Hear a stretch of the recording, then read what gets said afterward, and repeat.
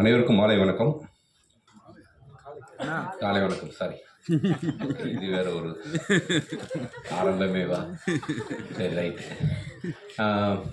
எனக்கு வந்து வின்சிராஜ் என்னுடைய நெருங்கிய நண்பர். அவர் என்னுடைய நிறைய படங்களுக்கு போஸ்டர் டிசைன் பண்ணியிருக்கார். நல்ல ஒரு ஹியூமன். அவர் வந்து லியோ ஜான் படம் பற்றி நிறைய சொல்லிகிட்டே இருப்பார். அவர் எடிட்டராக இருக்கும்போதும் கூட அவர் கூட ஒர்க் பண்ணுங்க அப்படின்னு சொல்லியிருக்காரு என் கூட. அவருடைய முதல் திரைப்படம் அப்படிங்கும்போது நான் அதுக்கு முன்னாடி அவரை இன்னைக்கு தான் ஃபஸ்ட் டைம் நான் பார்க்குறேன், லியோ ஜான் பாலை. ஸோ நான் அந்த டே 1 ஃப்ரைடே வந்து நான் திருவண்ணாமலை கோயிலுக்கு போனதுனால என்னால் படம் பார்க்க முடியல. ஸோ சாட்டர்டே வந்து நைட் என்னுடைய நண்பர்களோட படம் பார்த்தேன். ஸோ எனக்கு தெரிஞ்ச ஒரு 60% வந்து ஃபேமிலி க்ரௌடு தான். அவ்வளோ என்ஜாய் பண்ணி பார்த்தாங்க. அது கிளைமேக்ஸ் வரைக்குமே ஒரு சாதாரண ஆடியன்ஸாக யார் இந்த ப்ளே பண்ணுறா, எதுக்காக நடக்குது, யார் அந்த நெகட்டிவ் கேரக்டர்னு ஒவ்வொருத்தவங்களாக யோசிக்க ஆரம்பித்தாங்க. அந்த கிரிப்பான அந்த ஸ்க்ரீன் ப்ளே வந்து இந்த படத்துடைய மிகப்பெரிய வெற்றிக்கு காரணம். அதோடைய ஃபில்ம் மேக்கிங், அதை ப்ரெசென்ட் பண்ண விதம், அதோடைய CG work, technical work, sound எல்லாமே வந்து தியேட்டரில் பார்க்கும்போது அவ்வளோ இம்பேக்டாக இருந்துச்சு. ஒரு பர்ஃபெக்டான ஒரு படமாக இருந்துச்சு. நம்ம படம் முடிஞ்சு வெளியே வந்துட்டு நம்ம வீட்டில் போயிட்டு யோசிக்கும் போது சில குறைகள் நமக்கு தோணும். ஆஸ் ஏ கிரியேட்டராக நமக்கு சில லாஜிக் தோணும். பட் படம் பார்த்து முடித்து வெளியே வரும்போது எனக்கு எதுவுமே தோணலை. ரொம்ப ஒரு இம்பேக்டான ஒரு படம் பார்த்த மாதிரியான ஒரு உணர்வு வந்துச்சு. ஸோ முதல்ல வந்து இந்த வெற்றி வந்து லியோ ஜான் பாலுடைய வெற்றி. அவருக்கு என்னுடைய வாழ்த்துக்களை முதல்ல தெரிவிச்சுக்கிறேன். ஒரு புது இயக்குனராக தமிழ் சினிமாவுக்கு என்ட்ரி ஆகிறாரு, அவருக்கு என்னுடைய வாழ்த்துக்கள். செகண்ட், இந்த படத்துடைய கேமராமேன், இந்த படத்துடைய எடிட்டர், இந்த படத்துடைய ஆர்ட் டைரக்டர், இந்த படத்தில் ஒர்க் பண்ண மியூசிக் டைரக்டர், இந்த படத்தில் ஒர்க் பண்ண அசிஸ்டன்ட் டைரக்டர், எல்லாருடைய கான்ட்ரிபியூஷனும் அந்த ஆன் ஸ்க்ரீன் தெரிஞ்சு எல்லாரும் சேர்ந்து ஒரு உண்மையாக சினிமா மேலே இருக்கக்கூடிய ஒரு காதலில் ஒர்க் பண்ணியிருந்தால் மட்டும்தான் அவ்வளோ பர்ஃபெக்டாக ஒரு ஸ்க்ரீனில் வந்து ஒரு நல்ல படம் கொடுக்க முடியும். ஸோ தொழில்நுட்ப கலைஞர்கள் அனைவருக்கும் என்னுடைய வாழ்த்துக்களை சொல்லியிருக்கார். ஒரு அற்புதமான படம் கொடுத்துருக்காங்க. ஸோ அதுக்கு என்னுடைய வாழ்த்துக்கள். இந்த படத்தில் ஹீரோவாக அறிமுகமாகிற அஜய் திஷான், ஸோ ஒரு உதவி இயக்குனராக இருந்து எப்படி விஷால் மாதிரி, கார்த்தி மாதிரி ஒரு உதவி இயக்குனராக இருந்து அதுக்கப்புறம் சினிமாக்குள்ளே நடிக்க வந்திருக்காரு. ஏன்னா வந்து அந்த உதவி இயக்குனராக இருக்கும்போது தான் வந்து முழுக்க வந்து ஒரு சினிமாவில் எவ்வளோ டஃப் அப்படிங்கிறத புரிஞ்சிக்க முடியும். அதை வந்து 2 படங்களில் உதவி இயக்குனராக ஒர்க் பண்ணிவிட்டு இந்த ஸ்க்ரீனில் வந்து நிற்கும்போது அந்த ஸ்க்ரீனுடைய வேல்யூ நிச்சயமாக அஜய்க்கு தெரியும். அதை வந்து சரியாகவும் பயன்படுத்தியிருக்காரு. நிச்சயமாக வந்து தமிழ் சினிமாவில் ஒரு நல்ல ஒரு யங் ஹீரோ, இப்போ ஒரு 4-5 யங் ஹீரோஸ் இருக்கிறாங்க. பட் முக்கியமான ஒரு ஹீரோவாக வருவார். அதுக்கு ரொம்ப ஒரு ஸ்க்ரீனில் பார்க்கும்போதே தெரியுது. சாதாரண ஏதோ லவ் பண்ணிவிட்டு லவ் ஃபெயிலியர் ஆகிட்டு அப்படின்னு ஒரு சின்ன ரோல் கிடையாது. அவ்வளோ வெயிட்டேஜான ஒரு ரோல். அதுக்கு வந்து அவளுடைய முழு எஃபர்ட்டையும் போட்டிருக்காரு. நிச்சயமாக தமிழ் சினிமாவில் ஒரு முக்கியமான ஒரு ஹீரோவாக வரணும் அப்படின்னு நான் வந்து ப்ரேயர் பண்ணிக்கிறேன். அஜய்க்கு என்னுடைய வாழ்த்துக்கள். விஜயாண்டி சார் வந்து அஜய் பேசும்போது அப்படியே பார்த்துட்டே இருந்தார். அப்படியே ஒரு அப்பா பையனை பார்க்குற மாதிரி எனக்கு இருந்துச்சு. அப்படியே வந்து ஏன்னா விஜயாண்டி சார் அந்த ஏஜில் ஹீரோ ஆகணும்னு ஆசைப்பட்டிருப்பார். ஸோ அவருடைய ஆசையை வந்து அவர் முன்னாடி நின்று பேசிகிட்டு இருக்கிற மாதிரி பார்த்தாரு. அதுவே எனக்கு ரொம்ப பிடிச்சிருந்துச்சு. நிச்சயமாக வந்து அஜய்க்கு வந்து நல்ல ஒரு எதிர்காலம் இருக்குது. அப்புறம் இந்த படத்தில் ஹீரோயின் ஷஷ்மிதா, ஸோ அவங்க வந்து இந்த படத்தில் வந்து ஒரு பையனாக நடிச்சிருக்காங்க அப்படி தான் சொல்லணும். ஒரு பாய்கெட்டில் ஒரு ஷாட் வரும், நேஷ் ஷாட். அது என்ன பெர்ஃபார்மன்ஸு, அது பார்க்கும்போதே ஏதோ ஹாலிவுட் படம் மாதிரி இருந்துச்சு. ரொம்ப ஒரு அவ்வளோ இன்டென்ஸான அந்த ரியாக்ஷன், அது ரொம்ப புதுமையாக இருந்துச்சு. ரொம்ப இம்பேக்டாக இருந்துச்சு. நிச்சயமாக அவங்க தான் இந்த படத்துடைய மெயின் பில்லர். அவங்களுக்கு என்னுடைய வாழ்த்துக்கள். இந்த படத்தில் வந்து பிரிஜிட்டா வந்து நான் அவங்களுடைய ஃபஸ்ட்டு படம் பார்த்துட்டு நம்ம ஸ்கின் டோனில் ஒரு பொண்ணு, அதுவும் தமிழ் பேசுகிற ஒரு பொண்ணு.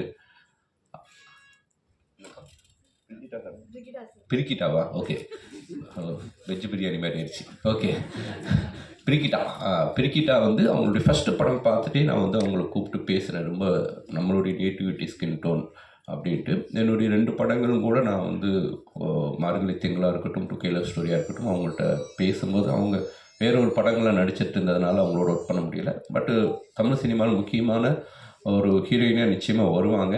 ஏன்னா நம்மளுடைய ஸ்கின் டோன் ரொம்ப அழகாக நடிக்கிறாங்க, நல்லா தமிழ் பேசுகிறாங்க, அவங்களுக்கும் நல்ல ஃபியூச்சர் இருக்குது. இந்த படத்தில் வந்து தனஞ்சயன் சார் எப்பயுமே வந்து ஒரு தமிழ் சினிமாவுக்கு வந்து ஒரு எனர்ஜியான ஒரு மனிதர். எந்த படமாக இருந்தாலும் அது ஒரு ஹானஸ்ட்டாக சப்போர்ட் பண்ணுவார். பத்திரிகை நண்பர்கள் எனக்கு வந்து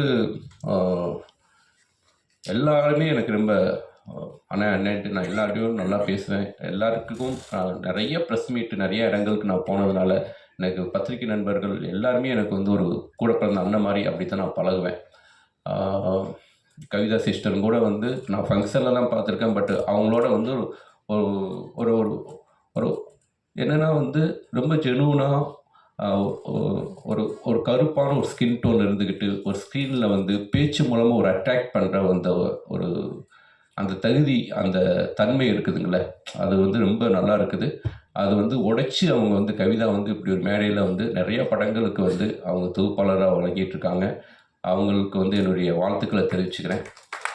எதுக்காகனா நம்ம ஒரு குடும்பங்கிறதுக்காகத்தான் நான் இந்த டாப்பிக்கே எடுக்கிறேன். சினிமாவுங்கிறது நம்ம எல்லாருமே வந்து நீங்களாம் சேர்ந்து தான் நாங்களாம் சேர்ந்து தான் நீங்கள், ஸோ எல்லாம் சேர்ந்து தான்.